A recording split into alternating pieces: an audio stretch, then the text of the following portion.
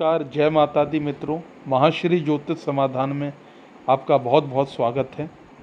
मित्रों, आज बात करने वाले हैं हम पितृ पक्ष के बारे में तथा पितृदोष के बारे में। पितृपक्ष जो कि एक हिंदू धर्म में, सनातन धर्म में जिसका एक बहुत बड़ा महत्व है, क्योंकि हमारे जो पूर्वज होते हैं, हमारे जो पितृ होते हैं, जो हमसे दूर चले गए हैं, इस पृथ्वी लोक से दूर चले गए हैं, उनको 16 दिन का एक समय मिलता है जिसमें वो अपने परिजनों के बीच में आते हैं और हमसे तृप्ति की कामना करते हैं, हमसे अपने उद्धार, अपने कल्याण की कामना करते हैं, ताकि उनकी जो आत्मा को शांति प्रदान हो और उनकी तृप्ति शांत हो। मित्रों, 10 सितंबर से पितृपक्ष शुरू हो रहे हैं।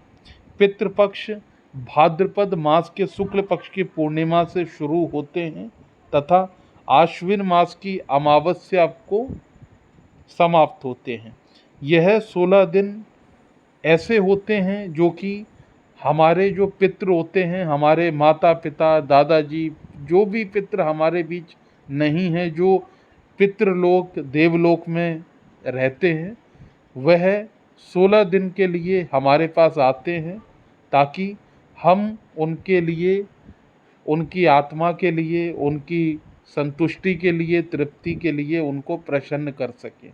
जो जातक प्रसन्न कर देता है उनके लिए उसके घर में परेशानी, कलेश, समस्याओं का समापन होता है, परंतु जो लोग नहीं कर पाते हैं उनको दिक्कत होती है। तो मित्रों, हमारे ऊपर 3 प्रकार का कर्ज होता है, ऋण होता है। एक होता है देव ऋण, जिसकी वजह से हमारे घर में देव कृपा नहीं होती। दूसरा होता है ऋषि ऋण, जिसके कारण हमारे घर में बरकत नहीं होती। और तीसरा और सबसे बड़ा जो होता है ऋण, वो होता है पितृ ऋण, यानी कि हमारे पितरों का हमारे ऊपर ऋण, जिसको कि जीते जी हम लोग नहीं चुका पाते तथा उनकी मृत्यु के बाद उनको उनका तर्पण करके, उनका श्राद्ध करके इसको किया जाता है। और हमें अपने पितरों का नियम पूर्वक हर साल के साल श्राद्ध करना चाहिए। इन दिनों मांसाहारी भोजन नहीं करना चाहिए, कोई भी शुभ काम नहीं करना चाहिए, कोई भी खुशी का कार्य नहीं करना चाहिए, क्योंकि इससे पितरों की आत्मा को कष्ट पहुंचता है। तथा इन 16 दिनों हमें पितरों की संतुष्टि के लिए उनका ध्यान करना चाहिए, उनको भोग लगाना चाहिए, उनका तर्पण करना चाहिए। मित्रों, आज बात करेंगे पितृदोष और श्राद्धों का क्या महत्व है। देखिए, आम तौर पे आजकल हर आदमी परेशान है और ज़्यादातर लोगों को जिनकी समस्याएं कुछ इस तरह से हैं, जैसे घरों में मांगलिक कार्य का ना होना, घर में शादी ब्याह में बच्चों की दिक्कतें आ जाना, हमेशा घर के अंदर बीमारी रहना, बीमारी का ना जाना, कुछ ना कुछ तकलीफ़ें बने रहना, या फिर आपका दिन प्रतिदिन आपका घर में परेशानी आते रहना, रुपए पैसे की परेशानी, बरकत की परेशानी, बीमारी की परेशानी।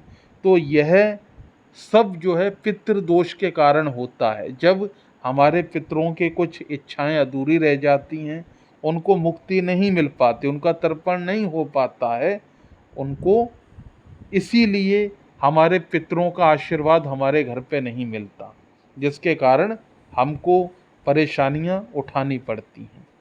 तथा जिन जातकों की कुंडली में पितृदोष है, जिनको पितृदोष संबंधी, जिसके परिवार में इस तरीके की दिक्कतें, हमेशा सर में दर्द रहता हो, हमेशा बीमारी लगी रहती हो, घर में पैसा ना रुकता हो, आने से पहले पैसा चला जाता हो, घर में हमेशा एक अजीब सा माहौल बना रहता हो, तो उनको इन श्राद्ध पक्षों के अंदर एक पितृदोष की शांति करानी चाहिए और पितृदोष की पूजा करानी चाहिए। पितृदोष के कुछ उपाय होते हैं।